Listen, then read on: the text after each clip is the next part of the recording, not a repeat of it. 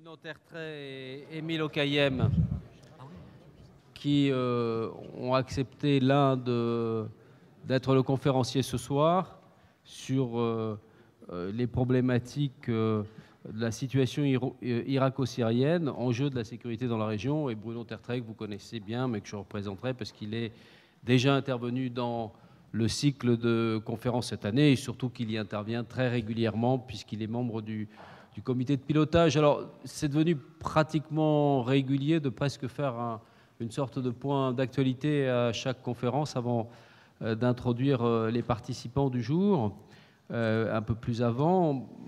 Alors, on guette, on regarde ce qui se passe avec à la fois le lot d'attentats, de troupes, de violences, et aussi quelques espoirs sur le front des négociations diplomatiques, comme la réouverture de ces négociations, d'ailleurs ce lundi à Genève.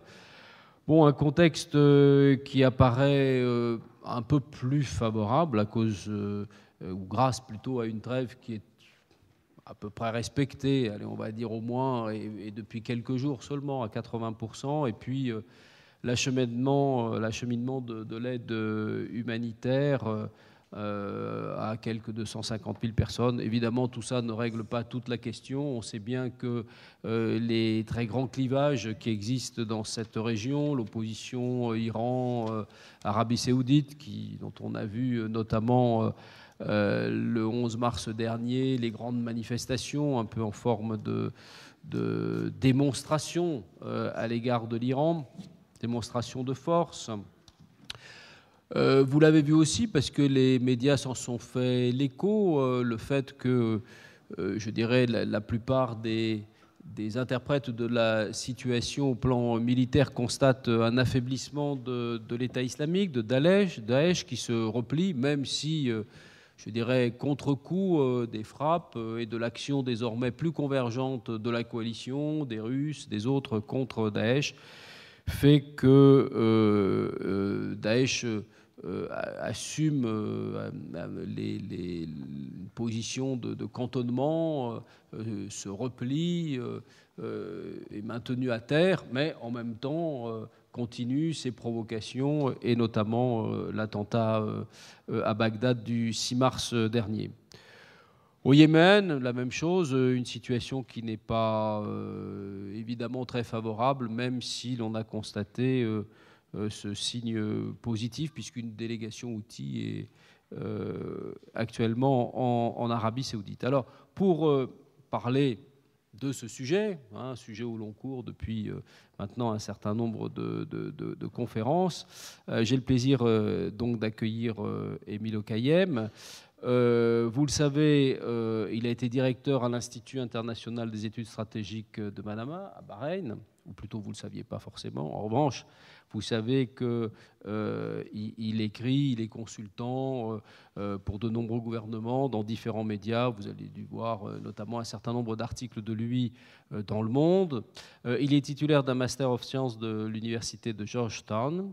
Et il a publié de très nombreux ouvrages consacrés notamment à la situation en Syrie et plus généralement à la question du Moyen-Orient. Son thème d'intervention sera donc la situation irako-syrienne et les enjeux de sécurité dans la région. Et je pense qu'il reviendra notamment sur la nature, les objectifs recherchés par les deux coalitions internationales qui luttent contre Daesh et de contrastant aussi les évolutions des conflits dans la région. Je pense qu'on évoquera aussi le conflit yéménite. Alors, comme discutant, Bruno Tertrais, qui est maître de recherche à la Fondation pour la recherche stratégique, membre de l'International Institute for Strategic Studies, qui est un spécialiste des relations internationales et des questions nucléaires. On l'a souvent entendu sur ce sujet, mais vous le savez aussi, à travers le prisme de la question nucléaire et de la prolifération, il a notamment, il s'est intéressé pendant longtemps à la question de l'Iran, mais plus généralement, en raison des fonctions qu'il a à la FRS, toutes ces questions, toutes ces problématiques autour de la situation au Proche, au Moyen-Orient, la conflictualité, sont pour lui familières. Il l'avait d'ailleurs prouvé en intervenant dans une des premières conférences de ce cycle. Toujours les mêmes principes que je répète. Vous avez la parole pendant 45 minutes, 1 heure. Ensuite, je passerai la parole à Bruno pour vous interroger pendant une trentaine de minutes. Et ensuite, ce sera les questions de la salle. Émile, vous avez la parole. Merci beaucoup. Bonsoir à tous. Je suis ravi et honoré d'être ici ce soir. Je suis aussi j'ai fait mes études à l'Université de Paris, mais de l'autre côté de la ville, à Dauphine, avant de changer. Donc, je n'imaginais jamais retourner dans un amphithéâtre de l'Université de Paris, mais j'en suis ravi. Madame Seglac, merci aussi pour toute votre aide. Et Bruno, mon compagnon d'armes, est aussi chargé de corriger mes fautes de français, au cas où j'en commets quelques-unes. C'est un sujet immense que je propose d'explorer ce soir. Et je suis donc très ambitieux et à la fois, je dois admettre dès le début qu'il y a des limites à ce que je vais pouvoir présenter parce que je pourrais parler pendant des heures de ce sujet qui est devenu vraiment le sujet fondamental au Moyen-Orient.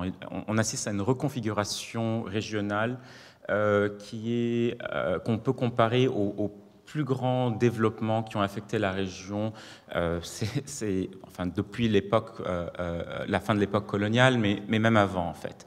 Je vais me focaliser dans cette présentation sur essentiellement l'Irak, mais surtout la Syrie, pour un peu utiliser la Syrie comme un prisme pour comprendre ce qui se passe dans la région. Parce que je pense que on a tendance à, quand on voit les conflits de ces dernières décennies, on a tellement été focalisé sur la question de l'Irak parce que s'il y avait une intervention occidentale, parce que il y avait une grande polémique, parce que les Américains ont tellement investi en termes de capital politique, d'hommes, d'argent, parce que la puissance militaire américaine a été mise à mal là-bas, il y a eu un énorme échec, qu'on a tendance à croire que la guerre irakienne est la plus grande guerre, en fait, et que la crise syrienne, en fait, c'était quelque chose qui pouvait être contenu ou c'est secondaire, etc.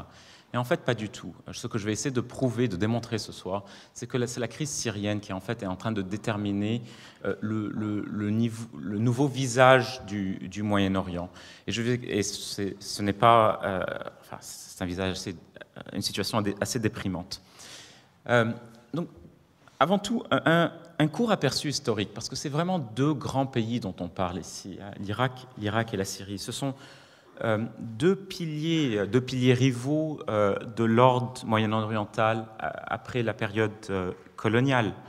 Ce sont 2 pays qui ont eu de grandes ambitions de puissance, qui avaient des attributs de puissance très différents en fait. L'Irak est un pays avec une vraie industrie, une vraie économie, beaucoup de pétrole, des ambitions régionales. C'est un pays qui montait jusqu'à ce que Saddam Hussein, en gros, décide de se lancer dans plusieurs aventures militaires qui ont ruiné ce pays. Soit la guerre Iran-Irak, la première guerre du Golfe, la deuxième guerre du Golfe, l'Irak a souffert énormément de ça. La Syrie est très différente de l'Irak. Oui, il y a des choses en commun, l'idéologie pan-arabe, baathiste. Un autre élément de similitude, c'est le fait que les dirigeants dans les 2 pays venaient de minorités qui utilisaient l'outil coercitif, les services de renseignement, l'armée, etc., pour s'imposer sur une majorité. Donc c'est un peu le système de la rasabiya, qui est un concept que Michel Seurat, un des grands sociologues français sur le Moyen-Orient, a développé dans les années 80. Le Rasabiya, Group Solidarity,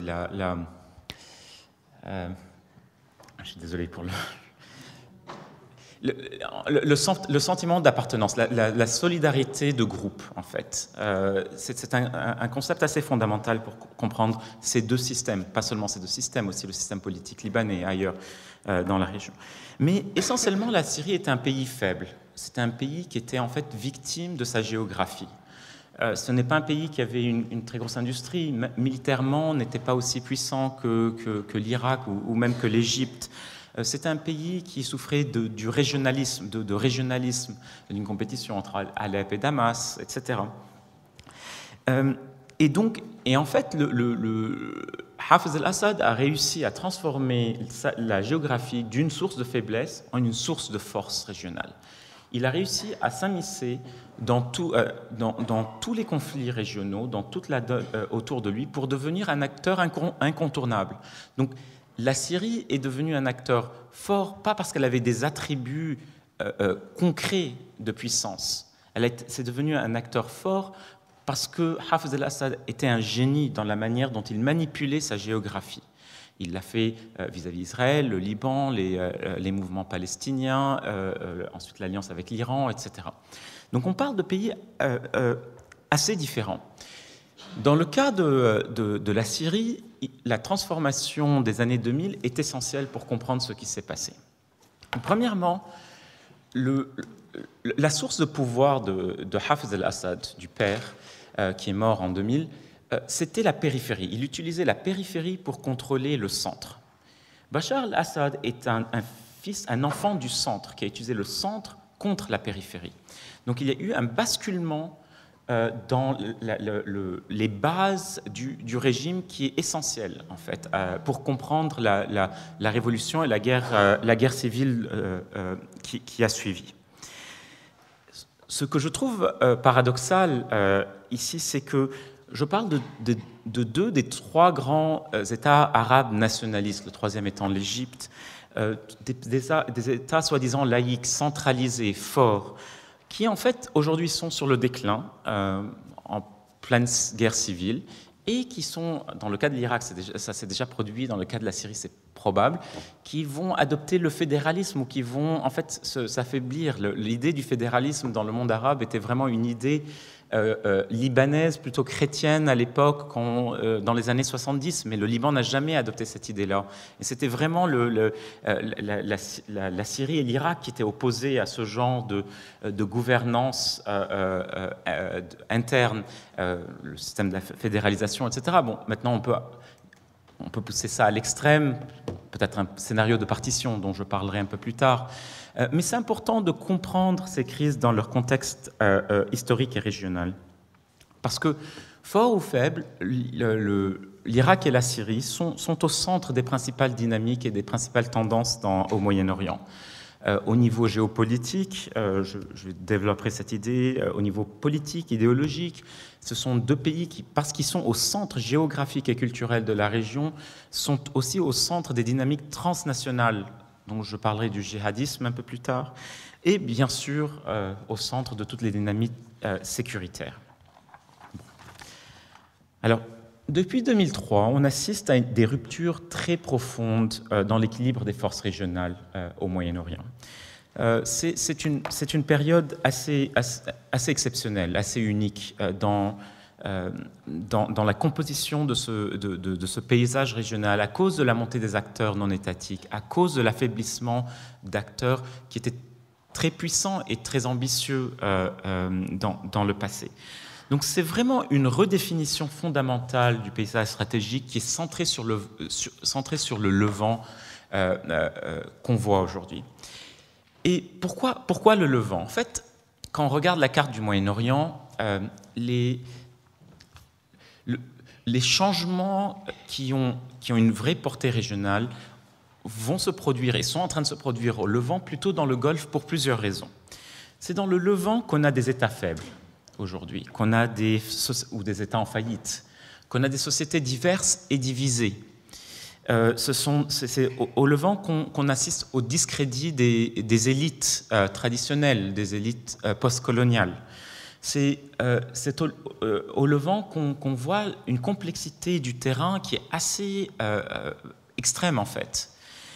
Dans le Golfe, les choses sont assez différentes. Les États sont relativement plus forts, ils sont relativement plus riches. Ils ne font pas encore face à des challenges populaires soutenus. Les sociétés sont plus dociles, elles sont un peu moins diverses, je ne veux pas exagérer ce point, mais il y a aussi autre chose. C'est que dans le Golfe, jusqu'à aujourd'hui, bon, peut-être les choses sont en train de changer, il y avait une dominance américaine qui, en fait, empêche les divers acteurs de pousser trop loin. Quand Saddam Hussein a essayé de le faire en 1990, il a fait face à une contre-offensive internationale menée par les États-Unis. En gros, le jeu dans le Golfe est gelé d'un point de vue stratégique. Mais c'est l'ouverture pour des acteurs régionaux qui sont ambitieux. C'est où? C'est au Levant. C'est là où on peut manipuler les sociétés, les divisions, les tensions au sein de ces pays. C'est là où on peut développer de nouveaux alliés. C'est là où on peut se rapprocher de la Méditerranée, faire influence sur l'agenda européen, américain, vu la proximité avec Israël, etc. Bon, le troisième grand pays ici, que je ne vais pas beaucoup mentionner, c'est l'Égypte. C'est un pays qui est en perte de puissance régionale. Mais ça, c'est quelque chose, c'est pour un autre intervenant. Oui, c'est assez compliqué comme ça. Donc, en fait, on assiste depuis 2003 à une série de chocs stratégiques qui ont vraiment mis à mal une architecture de sécurité régionale qui a été mise en place en 90-91 par les États-Unis, mais qui n'a jamais été formalisée, qui était toujours très, très fragile, qui n'a jamais été institutionnalisée ou acceptée. L'Iran est, par exemple, un acteur anti-statu quo. Il le reste. C'est un acteur qui a des ambitions régionales assez fortes, qui, en fait, a toujours cherché à pousser les États-Unis en dehors des structures régionales pour justement s'imposer. C'est le grand pays de la région, c'est 80 millions d'habitants, c'est une richesse humaine, industrielle énorme, ce qui est tout à fait normal. Mais c'était les États-Unis qui étaient le garant, le protecteur de cet ordre. Et en fait, on assiste peut-être à la fin de cet ordre. Ceux d'entre nous qui ont lu l'article de Jeffrey Goldberg dans The Atlantic il y a 3-4 jours, ont pu noter qu'en fait Obama, le président américain, ne se sent pas particulièrement lié à cet ordre régional qu'il a hérité. Et en fait, il explique pourquoi. Et je reviendrai dans ça. Donc, le premier choc, c'était vraiment l'Irak 2003, un projet américain fou, hyper ambitieux, un projet de political re-engineering, reconstruire politiquement la région. Et en fait, les États-Unis ont servi de catalyseur à une série d'autres chamboulements qui n'étaient pas intentionnels, mais qui ont quand même changé la face de la région. Et ces chamboulements, c'est premièrement de la paralysie des pays du Golfe vis-à-vis ce qui s'est passé. Un nouvel espace pour l'Iran pour projeter sa puissance. Une nouvelle ère djihadiste. Enfin, bref, ça c'est aussi une présentation justement centrée sur l'Irak que vous voudrez. Le deuxième grand choc, c'est le printemps arabe en 2011. Parce que le printemps arabe a soit créé, soit révélé, soit exacerbé 5 lignes de fracture régionales qui sont essentielles et qui s'expriment aujourd'hui de pleine force. La première ligne de fracture, c'est la ligne dont tout le monde parle entre État et société.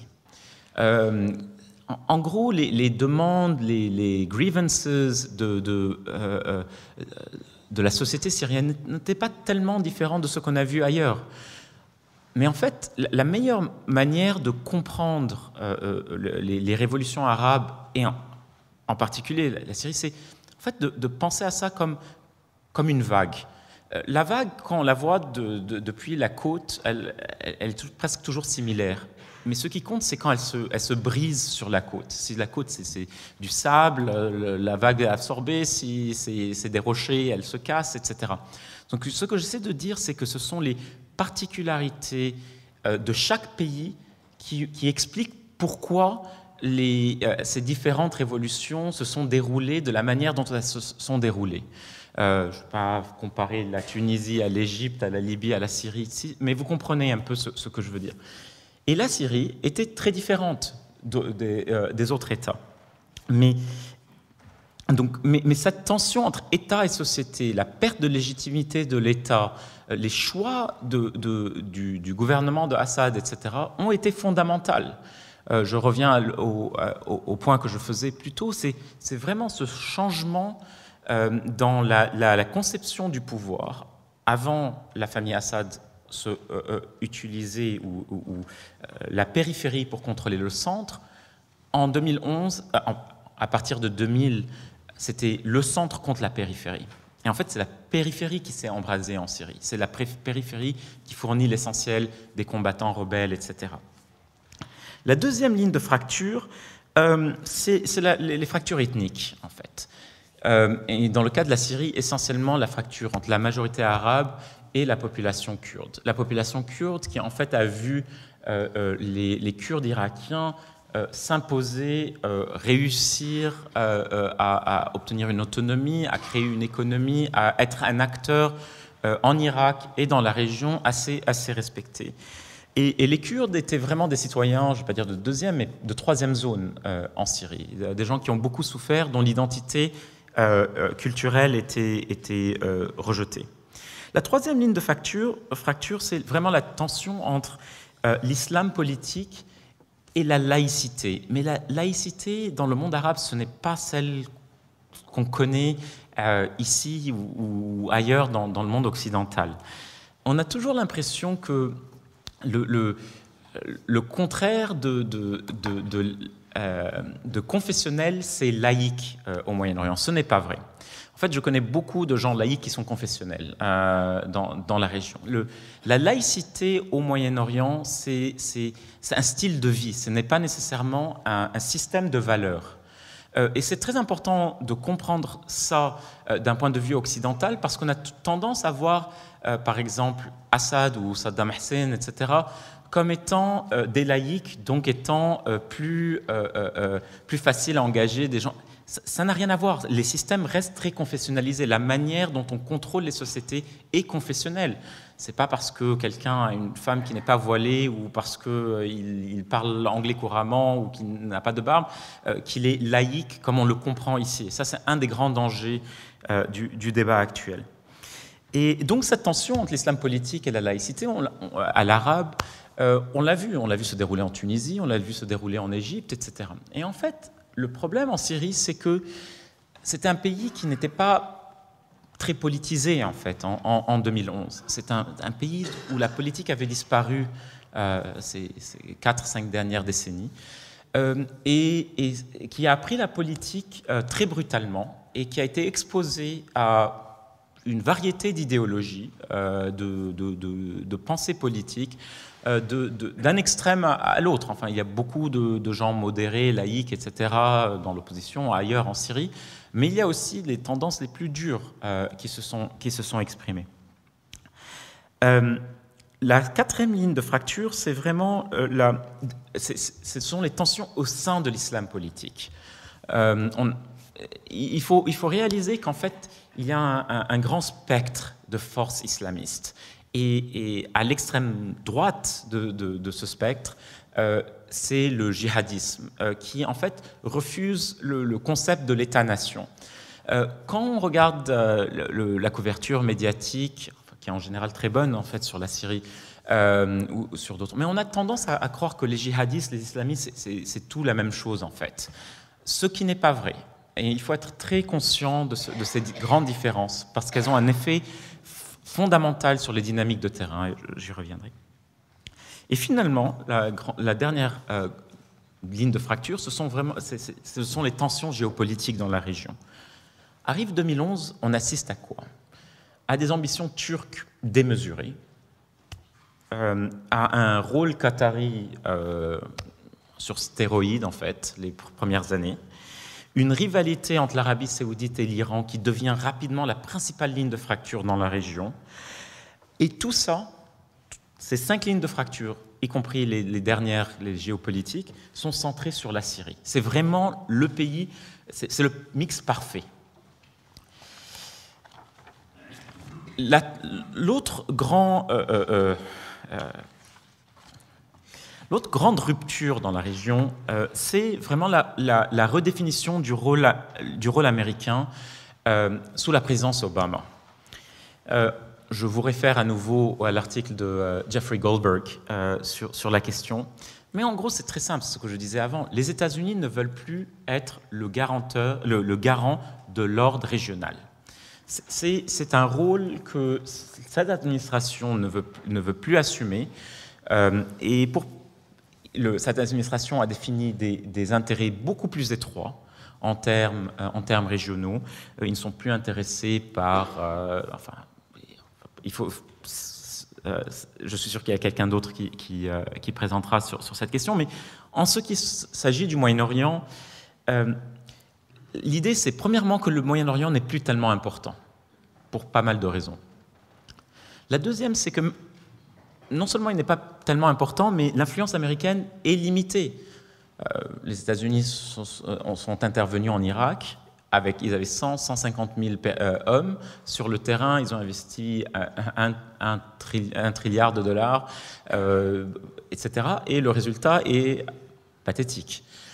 Donc, pourquoi le faire ailleurs? La troisième considération, c'est que les États-Unis, dès qu'ils s'engagent quelque part, ils ont tout à coup des ambitions énormes. Ils ne peuvent pas définir des missions limitées. Donc, les coûts sont toujours énormes. Et les coûts en termes de capital politique, de vie humaine, financier, etc. Et finalement, qu'en fait, être impliqué au Moyen-Orient coûte à l'Amérique en termes de crédibilité globale, en termes de puissance globale. Cette idée que les États-Unis devraient passer plus de temps sur d'autres terrains. Donc la priorité, en termes de Moyen-Orient, c'était quoi? C'était aboutir à un accord sur le nucléaire iranien, qui était la grande crise de sécurité globale qu'a identifiée l'administration américaine. Ce qui voulait dire que la Syrie était problématique, parce qu'elle risquait de détourner l'administration américaine de cette priorité. Donc en fait, les États-Unis ont adopté depuis 2011 une stratégie de retrenchment, que je traduirai par retraite, limitée, mais... et en fait, de laisser aux acteurs régionaux la responsabilité de gérer les crises locales. Bon, on a vu ce qu'ils en ont fait, les acteurs régionaux. C'était assez... le mot que j'ai en tête, je ne peux pas le dire devant l'audience. Donc, bordélique, bon. Et donc, cette vision des choses a eu aussi un énorme impact sur la Syrie. Donc, depuis 2011, ce à quoi on assiste de la part des États-Unis, c'est une réticence stratégique où ils ne veulent pas d'implication directe ou massive. Ils appellent ça entanglement. Des erreurs d'appréciation assez considérables sur la crise syrienne. Par exemple, il y avait cette idée pendant longtemps à Washington que la crise syrienne était ou pouvait être contenue. Aujourd'hui, quand on est en Europe et on voit ce qui se passe pas très loin, enfin aux frontières, on se demande un peu comment on définit containment. Mais croyez-moi, entre 2011 et 2014, c'est comme ça qu'on parlait à Washington. Une autre erreur d'appréciation, c'est quand le président Obama a dit à un journaliste que Daesh était la JV Team of Terrorism, Junior Varsity. Junior Varsity, ça veut dire c'est l'équipe de sport du lycée, alors que Al-Qaïda, c'est la NBA, c'est vraiment les pros. Et ça, c'est en janvier 2014.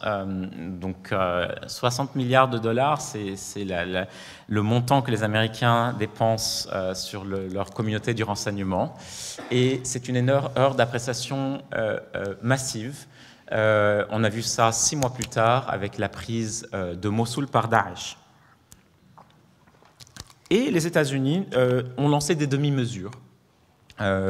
Des programmes d'entraînement de rebelles qui n'étaient jamais très bien pensés ou qui étaient faibles dans la conception, pas seulement dans l'application, etc. Mais fondamentalement, la Syrie a offert à Obama l'opportunité de se désengager progressivement de la région. Et il y avait quelque chose de génial dans tout ça, c'est que la population américaine ne lui demandait pas autre chose. Donc en fait, il répondait à un désir populaire où il a compris ça. Il n'y avait pas vraiment de pushback. Maintenant, je vais faire une plongée en profondeur dans la crise syrienne. pour plusieurs raisons, en partie parce que je me spécialise sur cette question-là, mais aussi parce qu'il y a quelques semaines, j'ai vu ce documentaire sur France 2, Un œil sur la planète. Le documentaire était titré « Syrie, le grand aveuglement ». Et si vous l'avez vu, juste mettez ça de côté, essayez de sortir ça de votre tête, parce que je n'ai jamais vu une présentation aussi biaisée, problématique du problème de la problématique syrienne. Et ça m'a un peu terrifié parce que les journalistes français ou autres ont fait du très bon travail en fait sur la Syrie. Ils ont pris des risques. Je me souviens, Le Monde avait passé une excellente enquête sur le chimique en 2013-2014. Le travail journalistique a été quand même assez bon. Et puis, ce documentaire est venu, il a été vu 11 millions de fois. Donc, ayant écrit un livre sur la Syrie, et je suis en train d'écrire un deuxième maintenant, je veux juste montrer la complexité, parce que ce n'est pas une question d'énergie, contrairement à ce qu'on croit dans la région. Et non, l'opposition n'est pas dominée ou n'est pas seulement composée d'extrémistes djihadistes. C'est beaucoup plus compliqué que ça. Le conflit syrien et la guerre en Syrie est en train de transformer la région. En termes d'alignement stratégique, en termes de démographie. C'est une crise, alors il y a 5 millions, plus de 5 millions de réfugiés, dont 3,5 millions, 4 millions dans les pays avoisinants, donc le Liban, la Turquie, la Jordanie. Il y a à peu près 7 à 8 millions de déplacés en interne.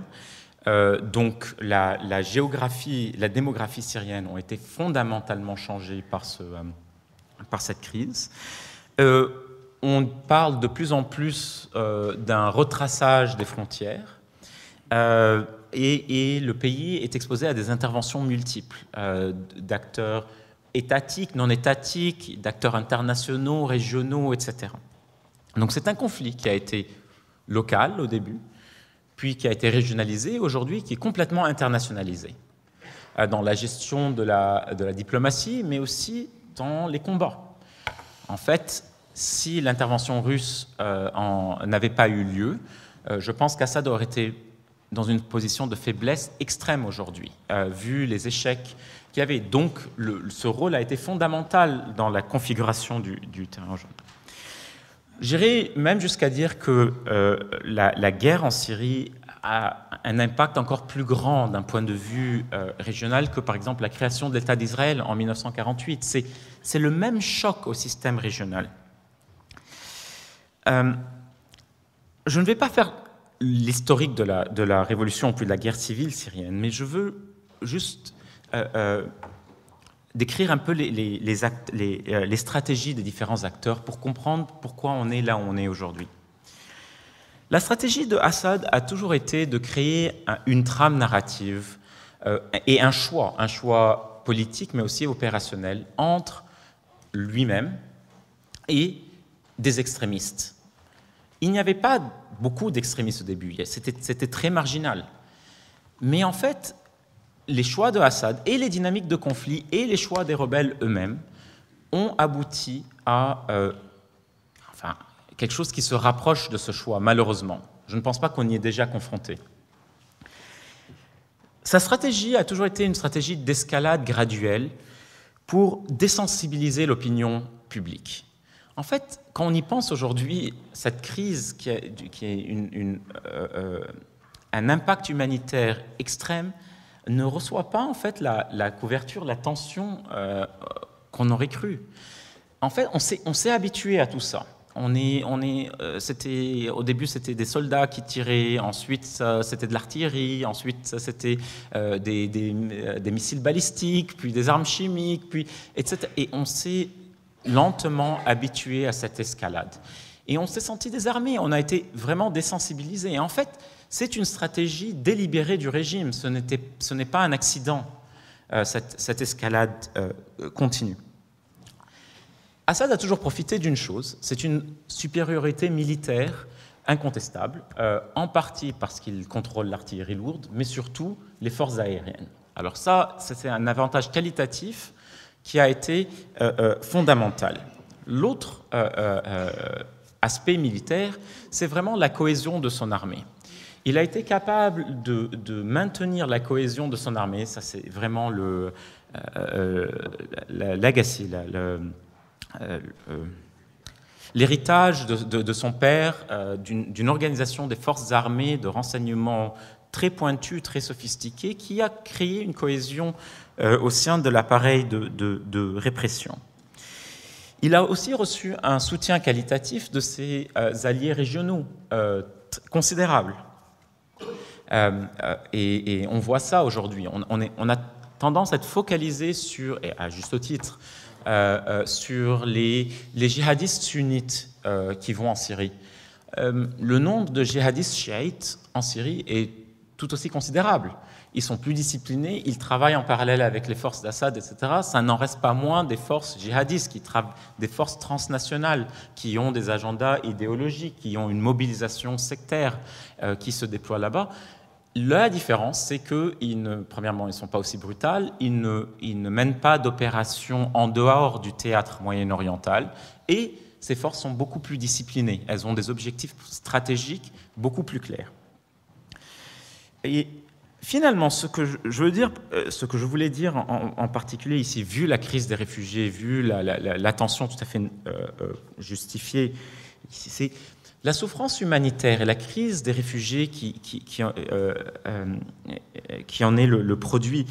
Ce n'est pas un accident, ce n'est pas une conséquence non intentionnelle du conflit. C'est une stratégie délibérée du régime syrien pour plusieurs raisons. En partie, pour faire peser ce fardeau sur les rebelles, sur les pays avoisinants, sur l'ONU, sur les pays occidentaux. C'est quelque chose qui a paralysé la communauté internationale aujourd'hui. On ne pense plus en termes de transition politique, etc. On parle en termes de gestion d'une catastrophe humanitaire qui est considérable. Et pourquoi ? Parce qu'en fait, le régime de Assad est basé sur la loyauté. Et il considère, je pense à juste titre, qu'il ne va jamais réussir à récupérer la loyauté de ses populations, de tous ceux qui ont supporté les rebelles. Donc pourquoi financer ou se lancer dans une stratégie de hearts and minds, essayer de récupérer les cœurs et les esprits de ces gens-là? Autant les punir. Donc c'est une stratégie de dépopulation de grands territoires de la Syrie qui est en train de se produire. Et ça a un avantage énorme. Ça paralyse tout le monde et ça force ce qui se passe actuellement, une diplomatie qui est très bancale, et j'en parlerai un peu plus tard.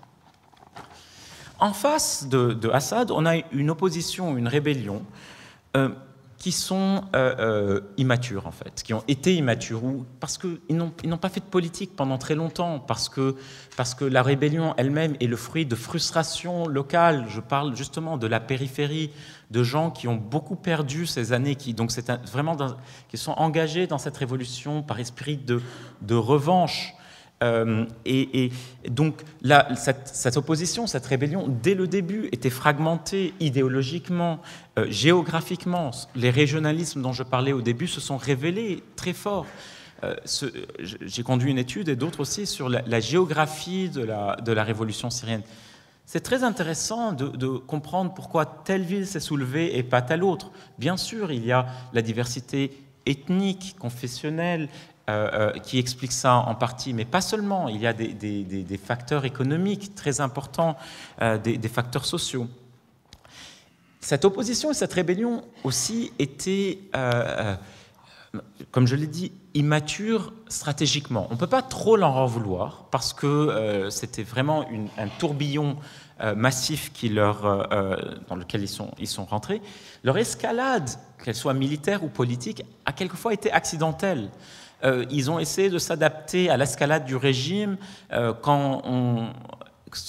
on a étudié un peu comment ça s'est produit.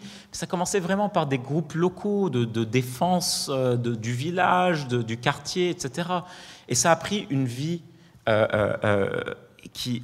ces groupes-là sont devenus plus complexes, etc. Ils ont cherché des sponsorships régionaux, ils ont adopté des idéologies, mais parce que c'était presque un vide. Il y avait presque un vide politique autour d'eux. Cette rébellion a toujours souffert, elle continue à souffrir, d'une infériorité militaire, parce que cette rébellion ne peut pas s'opposer à la supériorité, surtout aérienne, de Assad, et à l'appareil très militaire cohésif dont Assad bénéficie. Ça aurait pu ne pas être le cas. Il y avait des opportunités, on peut en discuter du coût, des risques associés. En 2012-2013, de donner des missiles antiaériens, il y avait des idées dans tout ça. Les risques, clairement pour les Américains, étaient trop élevés.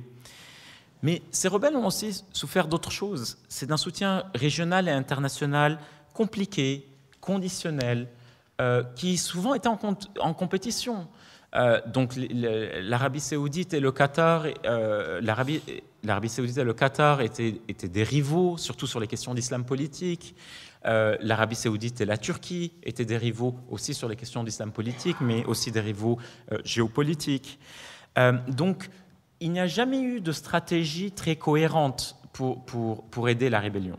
Je ne veux pas vous donner la fausse impression qu'il y avait une victoire militaire, que si on avait aidé la rébellion, ils auraient pu prendre Alep, Damas, etc. Je ne le crois pas. Mais je crois qu'en fait, il y avait une possibilité de changer les équilibres militaires sur le terrain pour faire plus pression sur Assad, pour qu'il y ait quelque chose de plus vrai dans les négociations politiques. Et en fait, on a abandonné cet outil militaire trop rapidement. L'outil militaire va en parallèle avec les diplomaties, ils ne sont pas séparés. Le troisième acteur, ici, c'est vraiment la communauté kurde, que je trouve fascinante. La communauté kurde de Syrie est vraiment le parent pauvre des communautés kurdes dans la région. Ils sont comparativement moins éduqués, ils ont souffert de répression. Bon, bien sûr, les Kurdes ont souffert de répression un peu partout dans la région, mais c'était vraiment eux qui étaient dans la situation la plus difficile. Il y a aussi des divisions internes au sein de la communauté kurde. Mais très clairement, aujourd'hui, c'est le PYD, le YPG, qui est dominant. C'est la section syrienne du PKK. Les Kurdes avaient une idée assez claire, contrairement aux autres, de ce qu'ils voulaient. Il y avait un désir d'autonomie, même d'indépendance, si possible. Et l'idée, c'était de créer une entité de facto, pour profiter du chaos, pour en fait consolider leur contrôle territorial, administratif, sur le territoire qui s'appelle Rojava.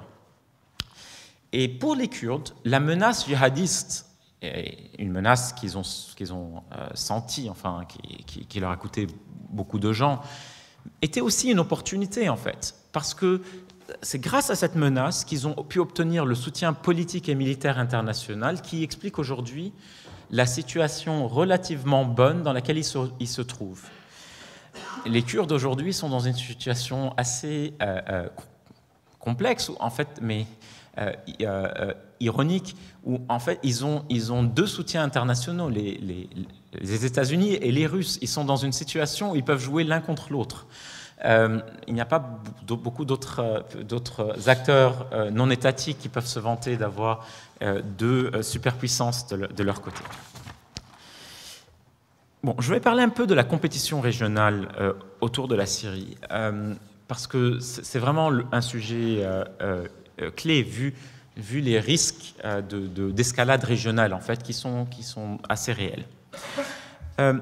Premièrement, je vais regarder les pays qui ont soutenu la rébellion. Mais avant de le faire, je voudrais juste rappeler que les 6 premiers mois de la révolution syrienne ont été marqués par en fait des tentatives de conciliation turque, qatari, saoudienne, etc., envers le régime de Assad. Il y a cette idée qu'en fait, ces pays étaient mobilisés contre le régime de Assad dès le début. ce qui n'est pas le cas. En fait, c'est des forces qui cherchaient en fait à gérer ça.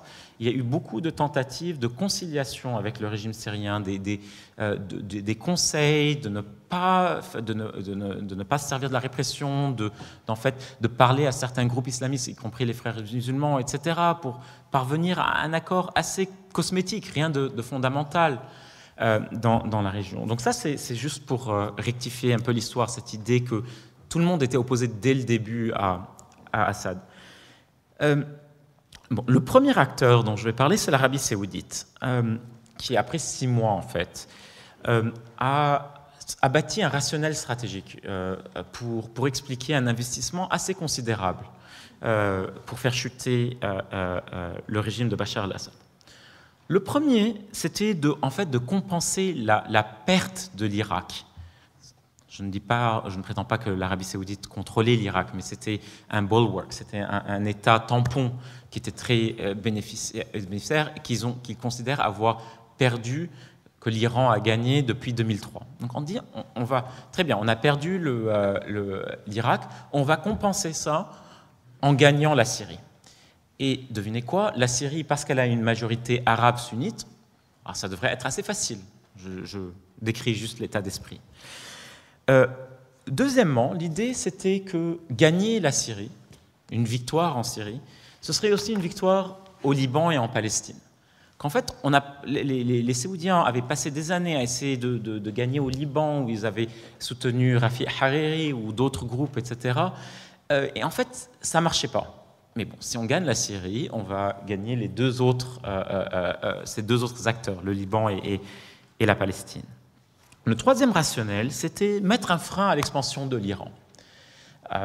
Je ne les liste pas par ordre d'importance. Et ça, c'est quelque chose qui est très présent dans la pensée stratégique saoudienne. Ils voient l'Iran comme un challenger idéologique, politique de premier plan. On peut estimer que la phobie iranienne à Riyad, quelquefois, est démesurée. Mais il faut prendre cette perception au sérieux. On ne peut pas la rejeter en disant ils ne savent pas, ils sont idiots, etc. Ils ont une expérience avec l'Iran qui est assez traumatisante. L'autre facteur, l'autre calcul stratégique, c'était simplement de punir Assad. C'était un trublion. Il n'a jamais été un vrai ennemi, mais c'était un trublion, quelqu'un qui les a humiliés trop longtemps, qui était de l'autre côté, qui s'était allié avec l'Iran, etc., et qui avait manqué de respect, qui faisait partie de l'autre axe régional. Et finalement, c'était une question de solidarité confessionnelle. Une solidarité confessionnelle qui a favorisé les extrémistes, en fin de compte. Le problème pour l'Arabie saoudite, c'est que, premièrement, il y avait une très mauvaise connaissance du terrain humain à Riyad. La Syrie, c'est un pays complexe, c'est un pays qui avait beaucoup changé, c'est un pays où il y avait de nouveaux leaderships qui n'étaient pas nécessairement liés à l'Arabie saoudite, etc. Il n'y a pas que les Saoudiens qui ne connaissaient pas le terrain syrien. Les Turcs, les Américains, un peu tout le monde, nous-mêmes en fait. C'était un pays assez difficile à comprendre, c'était difficile de faire de la recherche. Deuxièmement, l'Arabie saoudite, comme la Turquie et d'autres, ont sous-estimé la force du régime, la cohésion, la résilience de ce régime-là. Et ça a été très frustrant pour eux, parce qu'on on se souvient tous des débats à l'époque, mais si Manaf Tlas quitte, vu que c'est un des amis d'enfance de Bachar et c'est le fils de l'ancien ministre de la Défense, donc ça me prouve que le régime est fondamentalement fracturé. Non. En fait, le régime est basé sur des bases qui ne sont pas juste confessionnelles, des bases clientélistes qui sont assez fortes et qu'il a réussi à mobiliser pour ça. L'autre élément, c'est vraiment la compétition entre l'Arabie saoudite et le Qatar et la Turquie dont je parlais tout à l'heure, pour plusieurs raisons, l'islam politique, mais pas seulement. Les Saoudiens comptaient aussi sur un soutien américain, parce qu'ils s'étaient habitués à ça avant. Et en fait, ils ont été pris au dépourvu par la réticence stratégique américaine. Et finalement, les Séoudiens ont réalisé, sur le tard, qu'en fait, être impliqué dans un pays comme la Syrie veut dire qu'on confessionnalise le conflit. Qu'en fait, si on veut mobiliser les forces, si on veut mobiliser l'attention de la région, etc., le meilleur outil, c'est l'outil confessionnel. Et une fois qu'on se lance dans ça, on aboutit à l'extrémisme. Là, je ne dis pas, et je suis en fait tout à fait opposé à cette idée que l'Arabie saoudite a créé Daesh ou le contrôle, etc. Ça, c'est la théorie du complot, que c'est beaucoup plus complexe que ça, et je ne pense pas qu'il y ait ce genre de relation du tout entre les deux. Mais on ne peut pas nier que la confessionnalisation du conflit, que les calculs de rationalisation séoudiens et autres ont participé à la montée de l'extrémisme. L'autre acteur clé ici, c'est la Turquie. Je me souviens, quand j'allais en Turquie, j'y vais encore, mais en 2011-2012, il y avait cette certitude que c'était le moment turc, que les frères musulmans gagnaient en Égypte, en Tunisie, etc. Et les frères musulmans étaient basés à Istanbul, les Syriens, pardon, ils étaient basés à Istanbul, il y avait cette relation, etc. Ça va marcher. Et la Turquie sentait qu'elle connaissait la Syrie parce qu'ils avaient passé 10 ans, Erdogan en fait, et Assad avaient de bonnes relations personnelles. Donc le système turc s'est convaincu qu'il était capable de saisir cette opportunité, que en fait la Syrie servirait presque d'extension à la puissance ottomane. Mais en fait, encore une fois, la connaissance turque du terrain était mauvaise, les moyens turcs étaient limités, les services de renseignement turcs, l'armée turque, etc., ne sont pas des instruments très faciles à gérer, à déployer. Et la Turquie est aussi un peu d'aversion au risque, à ce risque géopolitique, parce que, par exemple, la Turquie n'est pas un ennemi de l'Iran, c'est un rival de l'Iran. Ils ont quand même des relations assez correctes. Donc pousser trop loin en Syrie aurait pu mettre à dos l'Iran. La Turquie est un pays qui a compté, comme l'Arabie saoudite, sur un engagement américain beaucoup plus fort et ne l'a pas obtenu. Donc la Turquie s'est sentie très frustrée dans ses calculs syriens. Et à partir de 2012, ce que la Turquie a montré malheureusement de la complaisance vis-à-vis des extrémistes en Syrie. En gros, le calcul turc, comme celui d'autres dans la région, c'est que Assad va tomber rapidement, donc on traitera du problème extrémiste le jour d'après. Donc s'ils sont utiles d'ici là, ça va. Le problème avec cette approche, c'est que les extrémistes ne combattent pas principalement Assad. Ils combattent principalement les forces modérées. Je n'aime pas le mot modéré quand on le décrit. En anglais, je dis mainstream, pour dire qu'ils représentent un segment important, significatif de la population, qui n'ont pas d'idéologie extrême comparée au vu de la population locale. Mais je vais quand même utiliser modéré dans cette présentation. Donc, en fait, ces extrémistes-là ont fini par en fait affaiblir ces forces beaucoup plus, les forces modérées beaucoup plus qu'Assad. En fait, ce n'est qu'à partir de 2014 qu'on a vraiment vu des combats entre les extrémistes et Assad. Et en fait, c'est plutôt le cas ces 6-9 derniers mois. Et pour les Turcs, en fait, la Syrie, c'est devenu the perfect storm, la tempête parfaite. En fait, ce qu'ils ont aujourd'hui à leurs frontières, en fait, de tous les côtés, c'est une catastrophe de leur point de vue. Les Kurdes, ils ont échoué, je crois en grande partie à cause d'Ankara, mais ils ont échoué à aboutir à un accord avec les Kurdes turcs, qui était très prometteur à un moment. Assad a survécu. L'Iran est très énervé de l'approche turque. La Russie est un rival géopolitique qui s'affirme, qui humilie, qui pousse les Turcs enfin sur tous les tableaux presque. Vous avez vu un peu l'escalade après l'incident de l'avion russe qui a été abattu. Et Daesh, qui aujourd'hui est un ennemi de la Turquie, un ennemi clair. Donc en fait, pour la Turquie, c'est quelle menace a la priorité, contre qui on se bat au début. Et pour eux, la grande menace, c'est les Kurdes.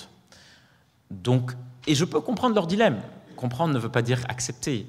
Mais on peut comprendre le dilemme turc quand ils regardent un peu le nombre, la différence, les différentes menaces auxquelles ils font face. Finalement, le dernier grand joueur régional, c'est l'Iran, l'allié fidèle de Assad. Pendant longtemps, on a vu cette alliance entre l'Iran et le régime de Assad comme étant bizarre.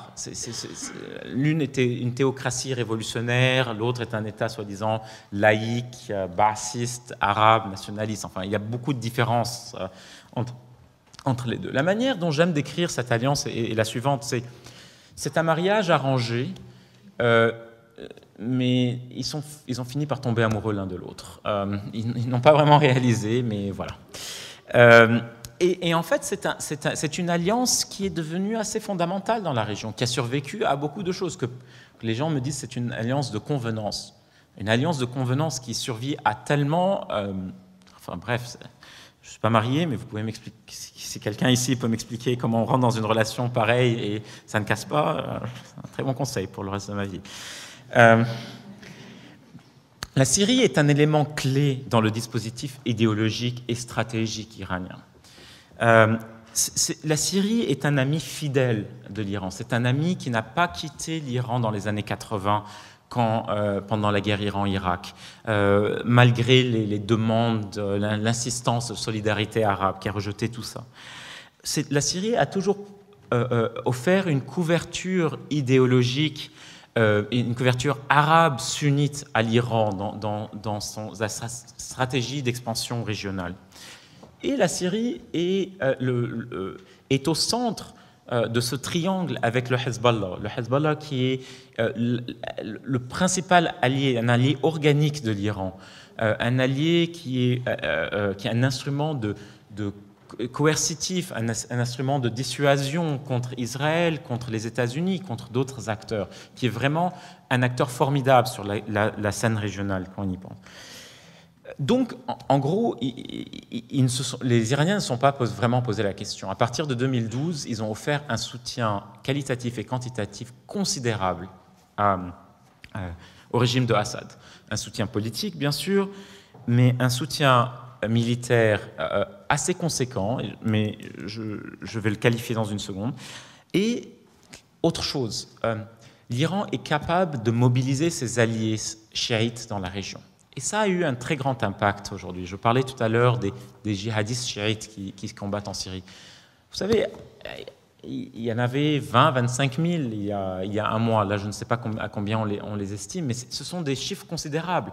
L'armée de Assad, malgré ma description d'avant, est une armée fatiguée, c'est une armée qui s'est battue pendant 5 ans, c'est une armée remplie de supplétifs, de jeunes recrues, c'est une armée qui ne peut pas être totalement déployée à tout moment sur tous les fronts.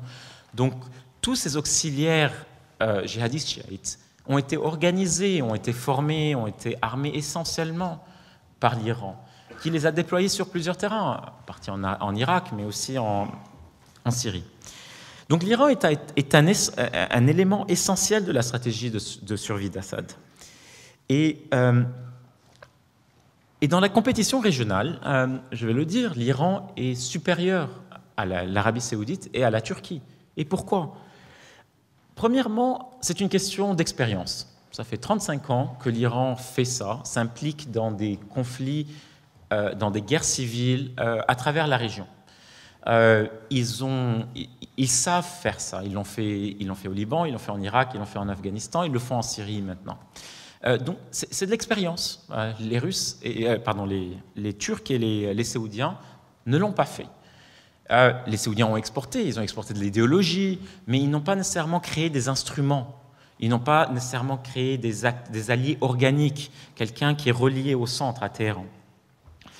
L'autre chose que l'Iran a, c'est de l'expertise. Il y a des unités des gardes révolutionnaires qui sont dédiées à ce genre de mission.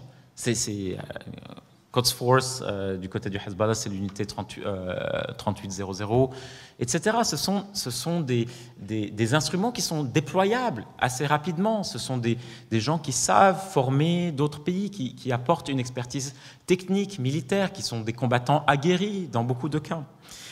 Et l'Iran a aussi autre chose, de la patience stratégique. L'Iran est un pays qui est capable d'assumer des coûts aujourd'hui et attendre un retour sur investissement bien plus tard. Et encore une fois, l'exemple parfait ici, c'est le Hezbollah, qui, dans les années 80, était une petite milice localisée au Liban, etc. Et aujourd'hui, comme je l'ai dit, c'est un acteur formidable dans la région. Le Hezbollah est un exemple. Badr, la brigade Badr en Irak en est un autre. Donc aujourd'hui, d'un point de vue iranien, qu'est-ce qu'on voit? Bon, Assad a survécu. L'Iran a un rôle central dans toutes les crises au Moyen-Orient. Et il a presque reçu un adoubement américain. Dans l'interview d'Obama, auquel j'ai fait référence plus tôt, Obama dit qu'en fait, l'Arabie saoudite et l'Iran doivent se mettre d'accord sur le partage de la région. They need to share. Qui est quelque chose, moi, qui me terrifie, parce qu'en fait, ce que ça veut dire, c'est que c'est la superpuissance demande ça, c'est qu'on va avoir dans la région plus d'Iran et plus d'Arabie saoudite. Je ne pense pas que ce soit vraiment la meilleure formule pour stabiliser et modérer un peu cette région. Mais c'est vu comme un adoubement. Bon, il y a un gros échec iranien ici, c'est que son image d'État supra-confessionnel, quelqu'un qui défend la cause des Palestiniens ou des Libanais ou des musulmans, etc., cette image est en ruine, elle n'est plus très crédible. Quand dans les enquêtes d'opinion dans la région, l'Iran est à 0 aujourd'hui, ou presque. Mais c'est quelque chose dans lequel l'Iran avait énormément investi. Le dernier aspect ici, c'est vraiment la montée du djihadisme sur ces deux terrains, le terrain irakien et le terrain syrien. Malheureusement, c'était un phénomène logique, pas seulement prévisible, mais aussi prévu. J'ai tout à l'heure fait référence aux commentaires d'Obama, Daesh étant le JV Team of Terrorism. On a tous crié quand on a entendu ça, parce qu'on avait produit des études quelques mois avant en disant ça c'est le nouveau monstre djihadiste qui apparaît. Il est très différent de ce qu'on connaissait. Et c'est normal parce que les conditions sur le terrain étaient présentes.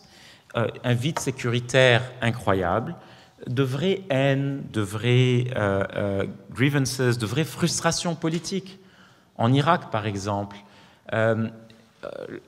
la première incarnation de Daesh, qui était l'État islamique de Zarqawi, qui avait, je ne vais pas dire être défait, mais avait été fondamentalement affaibli en 2009-2010.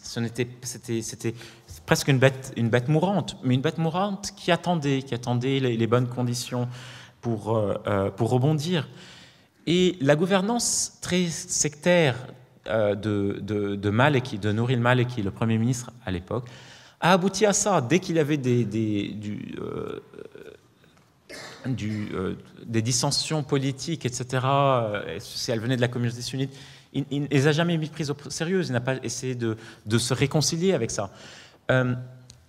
L'Iran, à l'époque, entre 2011 et 2014, jusqu'à aujourd'hui, mais surtout dans cette période-là, était l'acteur externe dominant en Irak. Soit l'Iran n'a pas réalisé ce que Maleki faisait, soit les Iraniens étaient d'accord, soit ils se disaient que c'était gérable. Et puis arrive la crise de Mossoul en juin 2014, et on réalise à quel point ce monstre est capable militairement et idéologiquement de se répandre. En même temps, la révolution syrienne et la guerre civile syrienne ont aussi offert une opportunité à à la première incarnation de Daesh de revenir. En fait, l'histoire est un peu compliquée, mais ce n'est pas le sujet de cette présentation, donc je n'ai pas parlé de Nusra Daesh, peut-être on le fera dans les questions. Oui. Et donc, mais la révolution et la guerre civile syrienne ont servi de socle pour le renouveau de Daesh et pour l'expansion qu'on a vue. Daesh, en fait, ce que Daesh fait, c'est qu'il promet le paradis aujourd'hui, tout de suite et là. Ce que Al-Qaïda faisait avant, c'est qu'il promettait une lutte très longue qui aurait porté fruit dans plusieurs décennies contre l'ennemi qui est de l'autre côté de l'Atlantique. Donc, d'un point de vue mobilisation des forces, d'un point de vue, Al-Qaïda n'était pas particulièrement intéressé par la gestion administrative des territoires qu'il contrôlait. Ils voulaient juste, même quand ils étaient en Afghanistan avec les talibans, ils étaient en parallèle, c'est les talibans qui géraient, etc. Donc il y a eu un shift assez fondamental dans le djihadisme ici. Le problème de Daesh, c'est que d'un point de vue géographie et démographie, il est en fait contenu en Irak, où il était combattu au début, alors il se répand plus en Syrie. Je vais essayer d'expliquer ce que je veux dire par là. Daesh en Irak peut attirer un maximum de 20% de la population. Les Arabes sunnites, je ne dis pas que les 20% sont avec Daesh, je dis que c'est le maximum, le seuil, le plafond, etc. Et ces 20%, aujourd'hui, la plupart d'entre eux vivent dans ce triangle aride, assez horrible, qui va de Bagdad à Mossoul vers le nord et de Bagdad à Anbar. C'est vraiment la pire région en Irak. Il n'y a pas grand-chose, il n'y a pas d'eau, il n'y a pas de pétrole, c'est un désert, c'est dur. En Syrie, Daesh peut attirer jusqu'à 70% de la population. Encore une fois, c'est un seuil, il ne va jamais être atteint, mais je veux juste dire... Et c'est 70% de la population qui vivent à travers le pays. Maintenant, l'avantage, en fait, ce qui affaiblit Daesh en Syrie, c'est qu'il y a des alternatives. Il y a une alternative djihadiste qui est Jabhat al-Nusra, mais il y a d'autres alternatives islamistes et non islamistes. Il y a des salafistes comme Ahrar al-Sham. Ahrar al-Sham est un mouvement islamiste, pas djihadiste. Il y en a d'autres, ça ne veut pas dire que c'est un acteur modéré, attention, mais il faut comprendre les nuances dans ce truc-là. Donc il faut comprendre qu'il y a eu une transformation assez fondamentale à ce niveau-là. Bon, ce renouveau du djihadisme a provoqué une nouvelle internationalisation de la crise en Irak et en Syrie. En fait, les Américains en particulier ne voulaient pas être impliqués. On a vu ça en 2013 directement. Le djihadisme, par contre, c'est une menace qu'ils considèrent être de leur ressort. Maintenant, ils ont créé une coalition anti-Daesh, mais je dirais que c'est une coalition qui est problématique dans sa stratégie, dans sa composition, etc. Daesh, c'est en fait le plus petit dénominateur commun. C'est l'ennemi de tout le monde, mais personne ne considère Daesh comme étant la principale menace. Et c'est un peu le paradoxe ici. Les Américains considèrent ça comme la principale menace. Mais si je suis kurde, oui, je combats Daesh, mais je combats Daesh pour établir mon entité. Pas parce que j'ai envie d'aller jusqu'à Raqqa ou nécessairement jusqu'à Mossoul. Pourquoi est-ce que j'irais verser du sang précieux de mes jeunes ailleurs? Si je suis un rebelle syrien, ma principale menace, c'est le régime de Assad. Le régime de Assad, je dois le répéter, est la plus grande menace pour un civil syrien. Le régime de Assad tue 10 fois plus que Daesh. Le régime de Assad a détruit toutes ces villes. C'est lui qui provoque cette destruction, ces déplacements de réfugiés, etc. Ce n'est pas Daesh. La crise de réfugiés a un peu troublé la chose. On a l'impression que ces réfugiés viennent à cause de Daesh essentiellement. Ce n'est pas le cas. C'est essentiellement à cause de Assad. Les Saoudiens, ils veulent se battre.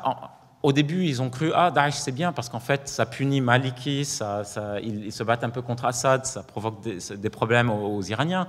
Mais en fin de compte, ils ne sont pas pro-Daesh, ils se disent si les Américains veulent les combattre très bien, nous on a le Yémen. Si on est la Turquie, on veut se battre contre les ambitions kurdes. Donc, si on est l'Iran, on veut défendre le régime de Assad, etc. Donc, tout le monde considère Daesh comme une menace, mais personne ne veut donner à Daesh une priorité. Et ce qui explique en fait pourquoi ce mouvement subsiste encore. C'est une des raisons, mais c'est... L'autre problème avec Daesh, c'est qu'en fait, il a relégué au deuxième plan la question de Assad. Donc en fait, aujourd'hui, quand on parle aux dirigeants occidentaux, d'autres, l'idée c'est comment est-ce qu'on peut calmer cette guerre pour que tout le monde se batte contre Daesh, parce que c'est notre priorité. Je ne crois pas que ça va marcher, je ne pense pas que c'est la bonne approche. Il faut reconnaître la centralité du régime de Assad dans la crise actuelle. Et il faut prendre ça très au sérieux. Je suis très inquiet que, oui, il y a un cessez-le-feu, qui est une bonne nouvelle d'un point de vue humanitaire, et encore, parce qu'il y a une zone assiégée sur 5 qui est atteinte. Mais c'est un cessez-le-feu qui a des effets très pervers aussi.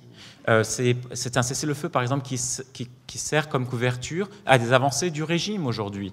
En attendant, mais comme on n'a pas nécessairement d'autres options, d'autres stratégies, comme on n'a pas le désir de faire autre chose, on trouve moyen de soit minimiser, soit justifier, soit rationaliser un peu ce que le régime et les Russes, etc., sont en train de faire. Donc il ne faut pas... Pour moi, cette guerre en Syrie est fondamentale. Quand j'ai écrit mon livre sur la Syrie, je l'ai publié en 2013. Je l'ai écrit début 2013 et a été publié en mai 2013. J'ai eu ce débat avec quelques collègues à propos du titre. Et le titre, c'est Syria's Uprising and the Fracturing of the Levant. La révolution syrienne et la fracture du Levant.